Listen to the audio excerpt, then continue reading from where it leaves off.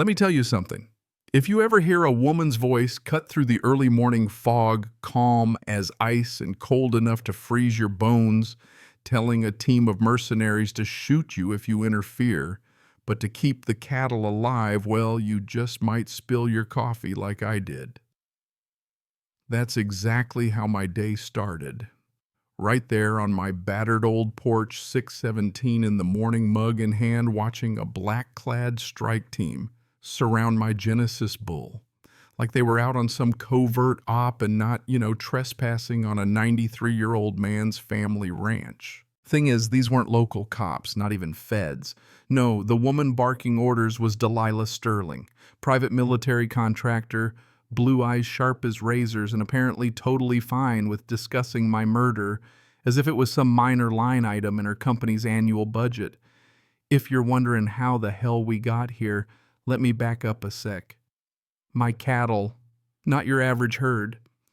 The Genesis bull is more valuable than half the CEOs in Manhattan. He's got genetic markers worth a fortune in pharmaceutical patent stuff that could save lives, but surprise is locked up tight by corporations like Helix Biotech and Delilah Sterling. She's not just anybody, she's the granddaughter of Dr. William Sterling, the man who helped design the very research encoded in my herd. Now, my cattle weren't panicking, not exactly. They were moving in these tight little clusters, herding up near the old oak tree, just like we'd drilled, because for 30 years I'd prepared for this day. My neighbors thought I was eccentric hell. My own daughter probably does. But while these mercenaries were fiddling with jammers and fancy scanners, my cows were headed for the escape tunnels, and I was pressing a button hidden in a rusty bolt on the fence post.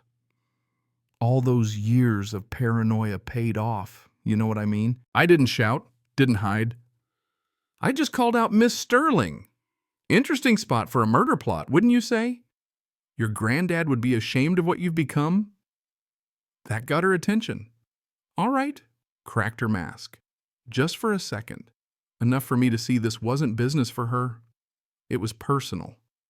The hunger in her eyes was more than greed. She wanted to finish a legacy, one built on secrets and suffering patients dying, while cures sat locked away because the profit wasn't high enough. She sneered, told me Helix had recovery rights under national security law, but I held up my recording device. Yeah, I had it rolling from the moment her team crashed the gate. You just ordered my execution on federal tape, Delilah, I said. Everything you're doing is being documented in real time. You could see the doubt start to creep into her soldiers' faces, like maybe they'd been sent out on something a lot uglier than a property dispute. That's when the real game began. See, 3 decades of drills meant my hands moved without thinking. The hidden switches on the property sent encrypted evidence straight to government servers and kicked on the defensive systems I'd spent half my life building: cameras, pulse jammers, escape hatches for the herd. By the time Delilah barked at her men to secure those animals, my Genesis bull was already leading his family deep into the earth, into bunkers no corporate hacker could ever find. The chaos was beautiful in a way, her highly trained team stumbling their gear, glitching their radios, fuzzing out, and me strolling through it all like it was any other Tuesday. I pressed the recorder to my mouth and said, "Phoenix Protocol activated." That's the phrase my daughter Blake, Federal Asset Protection Director, trained since childhood for exactly this had been waiting for. Delilah heard the name and went pale as a ghost. The game had changed. Let me tell you, training your own kid to be a shadow warrior in the federal bureaucracy isn't exactly the American dream. But I sat Blake down at the kitchen table when she was 9, told her why we practiced evacuation drills, and why she learned encryption before she learned to drive. This confrontation. We knew it was coming, just didn't know when. While Delilah's thugs searched in vain, I invited her in for coffee. Old-fashioned hospitality, right? The kitchen smelled like strong brew and strategy. I opened my thick manila folder, showed her evidence of 14 researcher families wiped out by the same kind of fraud and intimidation she was trying to pull on me. "You're bluffing," she spat, but then she saw the stamped medical records, the bank transfers to fake HOA boards, the photos of her shaking hands with bought-off officials. Her face collapsed in on itself. Then the real twist: 6 of her own assault team. I told her carried genetic conditions my research could treat if it wasn't for her company's greed. She didn't even know. That's how little the human factor mattered to her. I offered her a deal: walk away, let her sick people get treated, honor her grandfather's old ideals. She actually laughed. Cold, as January told me her men were expendable assets. If that doesn't chill you, nothing will. Helicopters started thundering in. Federal vehicles swarmed the perimeter. Delilah's eyes darted around, realizing finally that she'd walked into a trap, decades in the making. I closed the folder, told her the Phoenix Protocol wasn't just about calling my daughter. It was about bringing her entire criminal network down, with every word she'd said recorded, every action documented, every conspiracy exposed. That's when Dr. Helena Cross arrived, a name that made Delilah's face go slack. Helena wasn't backup. She was the second wave, the woman who'd spent a decade gathering evidence, hiding in plain sight, waiting for the right moment to strike. She carried 2 briefcases, hundreds of photos, audio files, and records that spelled the end for Helix Biotech. Delilah tried one last bluff, but Helena wasn't having it. She'd hunted Sterling across 8 states, documenting every accidental death, every fraudulent HOA claim, every payment to keep families silent. And the kicker: Helena's own son, listed as dead in corporate files, was alive, living under my protection, cured with the very therapies Sterling's corporation called commercially unviable. By the time federal agents breached the ranch, reading Delilah and her crew, their rights news drones hovered overhead, live streaming the collapse of a corporate empire built on theft and pain.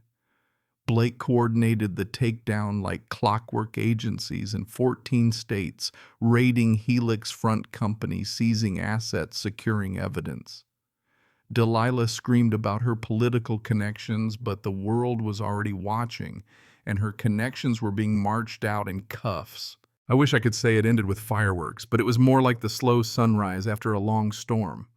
Federal teams cataloged the research, classified my Genesis bull and his herd as national assets, made sure every treatment, every drop of hope went to the people who needed it, not corporate boardrooms. Helena's documentation fueled the largest medical terrorism case in American history. Families who'd lost everything finally saw justice. Neighbors who once thought we were fighting over grass length or property lines realized the truth. This was about life and death, about right and wrong, about the kind of world we want to live in. Sterling's arrest was a national event. 3 consecutive life sentences. Her company's assets went to victims' families, and new laws passed to keep any CEO from ever trying the same game again.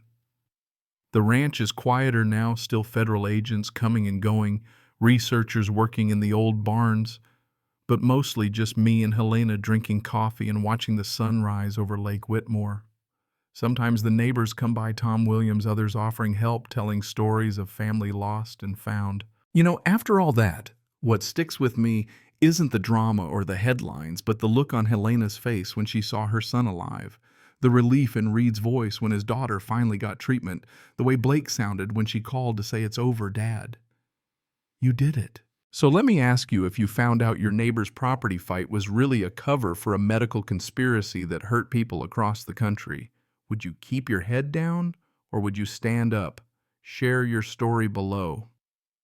Justice only works when folks speak up.